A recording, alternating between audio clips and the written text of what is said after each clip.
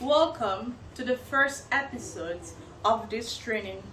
So in this particular episode, we are going to merge two of the modules together, that of boldness and equally that of confidence. This is because boldness cannot be learned without confidence. The two of them go together. That is why for this episode, we are going to merge those two modules together, boldness and confidence. So let's get started. So the objective of this particular two modules is to give you a head start in life, to always have an ahead in life. So first off, what is boldness? Most often than not, the word boldness gets confused with so many other words. But according to you, what is boldness? You can pause this video and just take a second to reflect what boldness is to you. And when you come back, we are going to discuss what boldness is. So now, what is boldness? According to me, this is boldness. Boldness is the lack thereof of fear and lack thereof of hesitation, coupled with a willingness to take risk and act innovatively. So according to me, that is boldness. When you lack fear, it is true that in life we are afraid of so many things. Fear is natural. It is okay to be afraid of something. But if you allow the fear to eat you down, to weigh you down, you are not being bold. So in certain circumstances, or in more circumstances than not in life, you have to eliminate fear so as to be bold. And boldness is equally that aspect of a lack thereof of hesitation. It is true that you can hesitate in order to take certain actions, but nevertheless, an action that will make your life better, an action that will improve on your well-being, you don't have to hesitate to take it. So that is boldness. And boldness is equally risk-taking, the willingness to take risk. But don't go ahead to take any type of stupid risk, I'll put it that way. Take calculated risk. And boldness is equally the act of acting innovatively. From this, let me ask you this question. What then can cause fear? Fear could come as a result of the feeling of not being enough. Sometimes we feel as if we are not enough. We feel as if we go out there to tell people that we can do this, they would think that we are not. Sometimes we think that we must be a certain way or act a certain way to be enough for people. But no, you might be enough, but fear is holding you back. So fear is that voice telling you in your head that you are not enough. You are not enough to do this. You are not forthcoming enough. You are not qualified enough. You are not good enough. You don't look good enough for people. Now that is fear. That feeling of thinking that you are not enough. Now the second thing that can cause fear is that feeling of not being qualified. You might have all the qualification, educational qualification, professional qualification, but fear might make you to think that you are not qualified. You might have the know-how, the skills required, but fear might still make you to think that you are not enough. For example, you can see a job advert saying that it needs someone with a bachelor's degree and 3 years of working experience. And now when they start laying out the job description and specification, you start feeling that no, probably I'm not qualified for this position. Now that is fear making you to think that way. The next thing that can cause fear is fear of the unknown. You know, the future is uncertain. We don't know the future. Like, who knows the future? If there was a pill that could tell people about the future, believe me, the inventor of that pill will be a multi-trillionaire, because everybody wants to know the future. Everyone likes to know the future. But then nobody knows the future. The future is highly uncertain. And because of this unknown, we start feeling afraid. Like, what if this happened? Or what if that happened? What will I do? So let me just prevent myself from putting myself in any of those situations. But then you're putting yourself in a more difficult situation of not doing anything in the first place. So that is fear. Fear can equally be caused by judgment from others. You might feel that people are going to judge you because of the way you look, because of the way you talk. By just being you, you might feel that people are going to judge you. Of course, people are definitely going to judge you on a daily basis. It doesn't matter.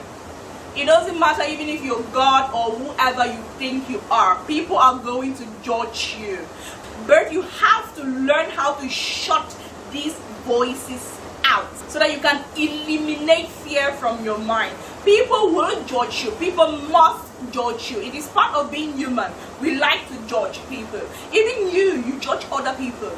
So don't be afraid that people are going to judge you, because my dear, people are definitely going to judge you. So these, among so many other causes, can bring about fear. This will lead to hesitation, wouldn't it? Like, we get hesitant to take necessary action, positive action in life. And the fact that being bold is all about taking risk, it doesn't propel you. It doesn't put you under a situation to take unnecessary risk. To be bold is to take meaningful risk, calculated risk. So don't go and start taking all sorts of useless risk without doing your necessary calculations and due diligence and say you're being bold. No, you're not being bold. You are absolutely not being bold. You are just being reckless. To be bold, to be a risk taker, in boldness is to take calculated risk that you must have evaluated and you see with utmost certainty that this will turn out positively. Then you can take such a risk. Now, I love this part. Acting innovatively as part of being bold. Part of being bold is to act innovatively, is to be innovative, is to look for new ways to do things, new ways to handle situations, new ways to solve problems. That is equally part of being bold. So ask yourself, are you bold? Are you bold? Right? Like, do you act innovatively? Can you put aside fear, or do you put aside fear? Do you put aside hesitation?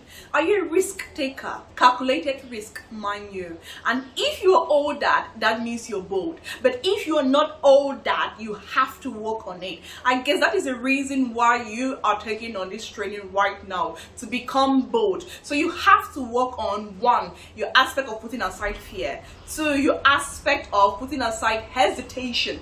Three, your aspect of embracing risk taking, but calculated risk. And four, your aspect of being innovative, looking for new ways to handle situations. Like, you might be fearful to talk in front of a crowd, but then you might look for a way to talk in front of that crowd. You see, right? That is the aspect of being innovative, always looking for new ways to doing things. So the second runner up is, what is confident? Like I said, boldness cannot be completely handled without tackling confidence. So what is confident? What does it mean to be confident in yourself? Now, confidence is that complete belief in yourself, that complete conviction that you have what it takes to overcome challenges. That is confident. So what again is confident? A complete belief in yourself.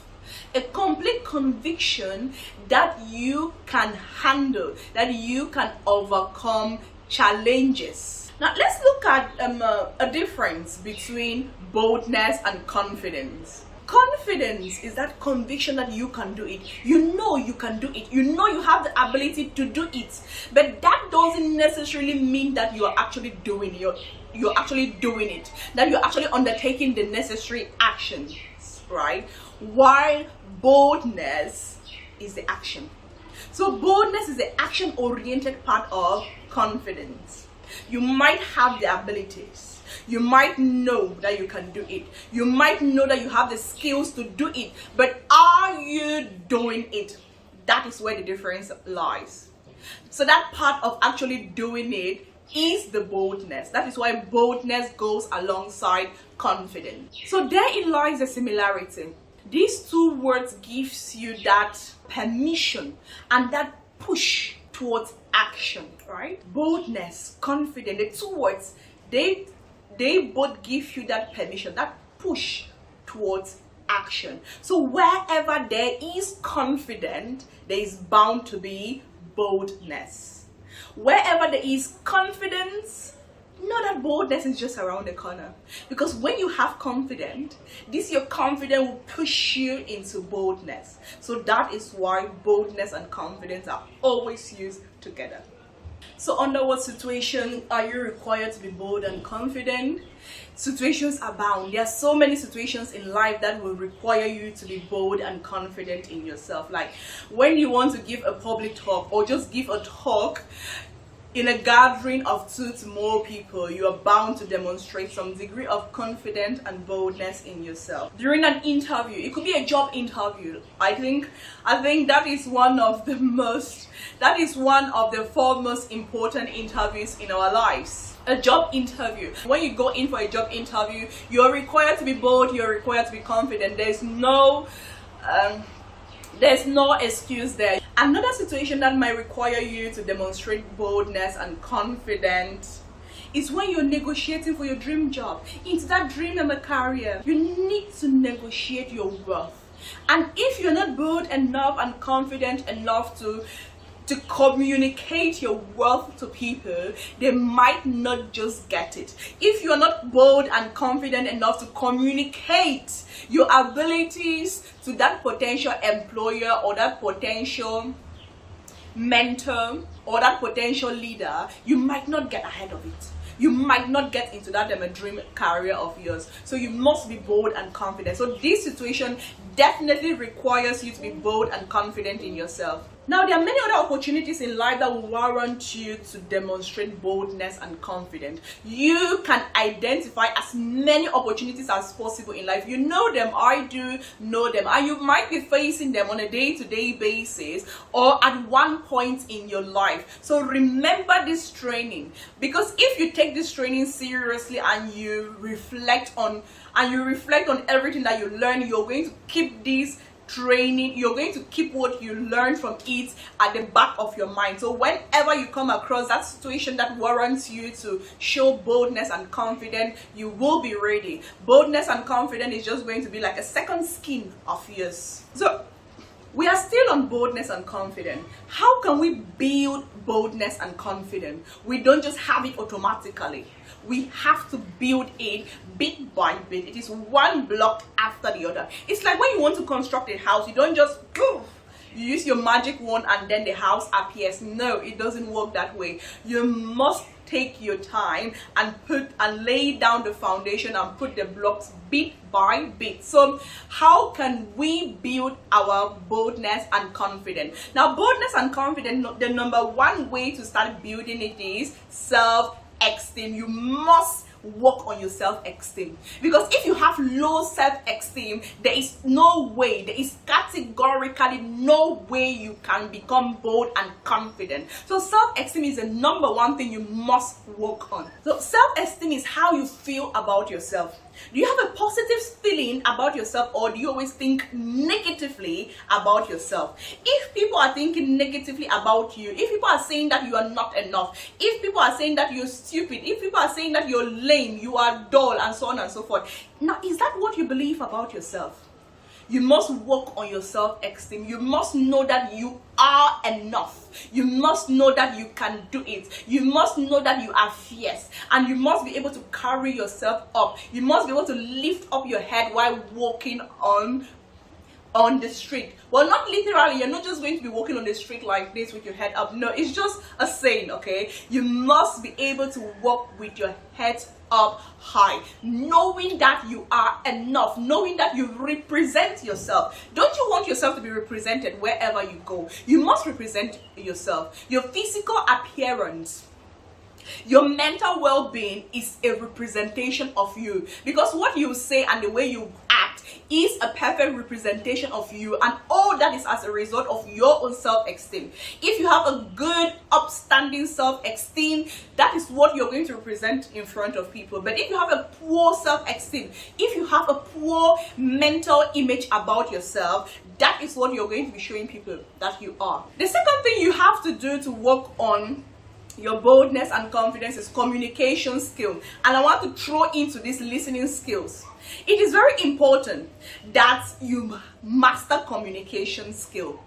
Now, when it comes to communication, we can communicate orally, what I am doing right now. We can equally communicate in writing, and we can equally communicate, non-orally or non-verbally, like what I am doing, like my hand movement, my gesture, my body language, my posture. And when I am explaining something, I am using my hand gestures, like to really create in or bring in that emphasis on what I want you to understand. Okay, now this is non-verbal communication, and it goes hand in hand with verbal communication.